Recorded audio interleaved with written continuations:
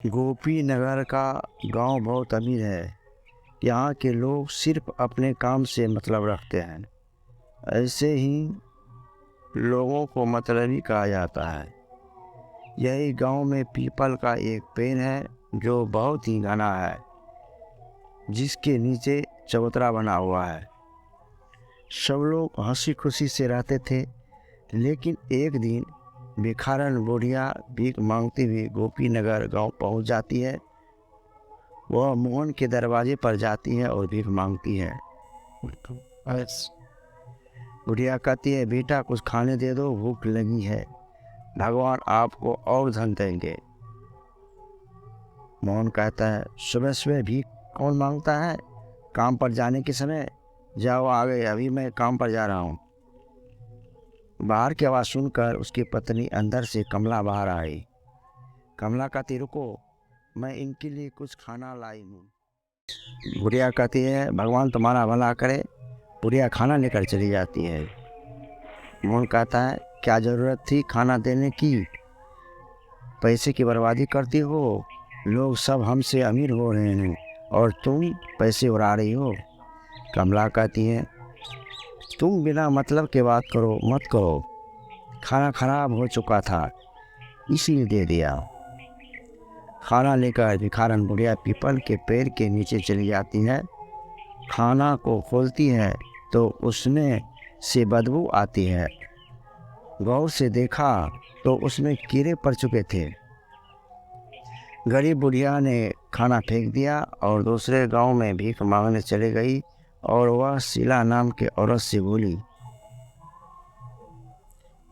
बुढ़िया कहती है, भगवान भला करेंगे तुम्हारा, मुझे कुछ खाने दो और वो गंदा खाना मत देना, मैं पहले से ही बीमार हूँ और बीमार हो जाऊँगी।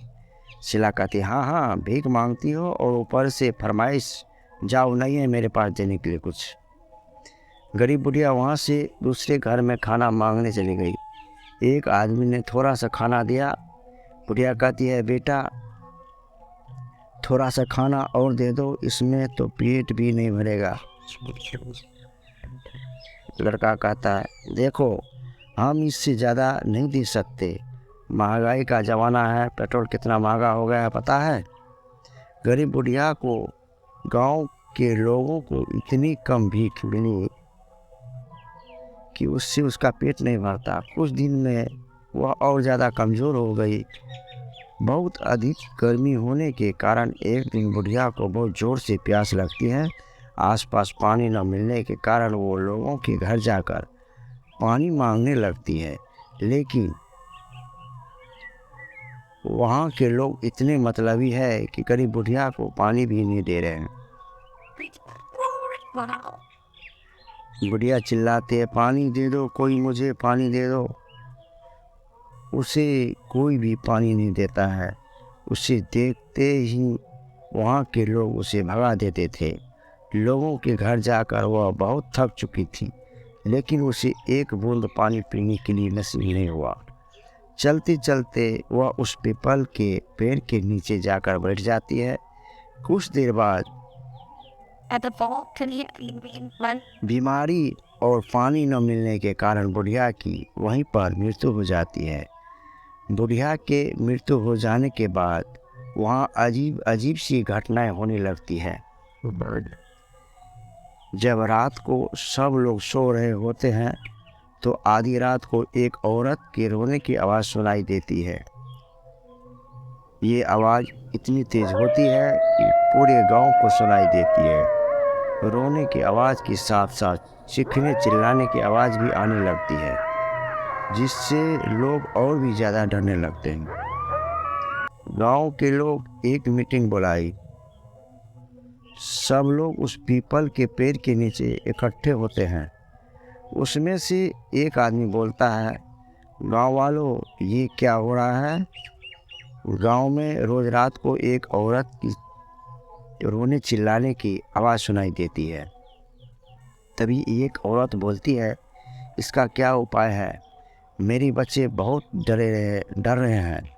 तभी एक दूसरा आदमी बोलता है, सभी लोग रात को अपने अपने घरों में हनुमान चालीसा बजाओ। इसके बाद आवाज़ आनी बंद हो गई। लेकिन एक दिन मोहन उस पीपल के पेड़ के नीचे से जा रहा था। उसकी कार खराब हो गई। पीपल के पेड़ के नीचे से जो गुजरता था तो उसकी तबीयत खराब हो जाती थी और उसे तेज बुखार हो जाता था। तो कभी हंसने की आवाज़, तो कभी रोने की आवाज़, तो कभी किसी की बात करने की आवाज़ आती है। ये सारी बातें लोगों के डर को अंदर से और ज़्यादा बढ़ाती जा रही थी। एक दिन अचानक गांव में पीपल के पेड़ के पास में रहने वाला एक व्यक्ति कुछ दिनों से लापता हो जाता है।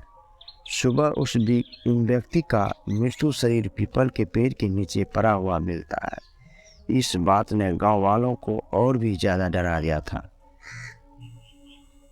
कमला कहती है, कोई भी शाम होने के बाद घर के बाहर नहीं निकलेगा। गांव के सब लोग अपने दरवाजे को बंद रखते हैं ताकि कोई गायब न हो जाए। मोहन कहता है, और उस पीपल के नीचे तो भूल कर भी न जाना बहुत रहता है, उस पर कुछ भी हो सकता है। तभी कमला और मोहन के बच्चे बोलते हैं, ठीक है, हम लोग कहीं नहीं जाएंगे। बच्चे चादर ओढ़कर सो जाते हैं। पूरे गांव के लोग बहुत डरे हुए हैं। कोई भी घर के बाहर नहीं निकलता है। पूरे गांव में मानो मातम पसरा हुआ है। मोहन और गांव के कुछ लोग एक साधु के पास जाते हैं और उस साधु से पूछते हैं, हम लोग एक बुढ़िया को भीख नहीं देने के कारण परेशान हैं। वो भूख और बीमारी से मर गई थी। बाबा कहता है, ये सब जो भी हो रहा है उसमें तुम सब गांव वालों की ही गलती है। तुमने एक बीमार और गरीब बुढ़िया को अपने लालच और निर्दयता के चलते मार डाला। तुम लोग उसे 2-4 रोटी भी नहीं दे सके, जिसके कारण उस गरीब बुढ़िया की जान चली गई और वो अब अपना बदला ले रही है। गाँव वाले डर जाते हैं और साधु बाबा से पूछते हैं, क्या इसका कोई इलाज नहीं है बाबा जी? बाबा कहता है, हवन पूजा का इंतजाम करना होगा, तब शायद कुछ हो सकता है। तब सभी गांव वाले बोलते हैं कि ठीक है, हम सब तैयार हैं। हवन पूजन शुरू हुआ। साधु के मंत्र उपचार से चुड़ैल प्रकट हुई। चुड़ैल कहती है, ए साधु, तुम क्यों इस मामले में पड़ रहे हो? तुम अपने रास्ते चले जाओ, वरना तुम्हें भी मौत मिलेगी। बाबा कहता है, देखो, इंसान से गलती हो जाती है। तुम बताओ तुम्हें क्या चाहिए? तुम्हारे नाम का मंदिर बनवा देते हैं। लोगों को परेशान करना छोड़ दो। चुड़ैल कहती है,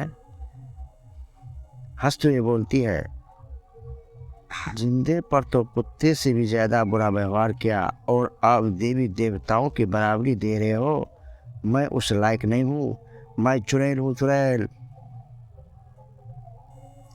बाबा कहता है, कुछ तो उपाय होगा जिससे कि तुम गांव वालों को छोड़ दो। चुड़ैल कहती है, एक उपाय है। इन सब पापियों को गांव छोड़ना पड़ेगा, वरना सब मारे जाएंगे।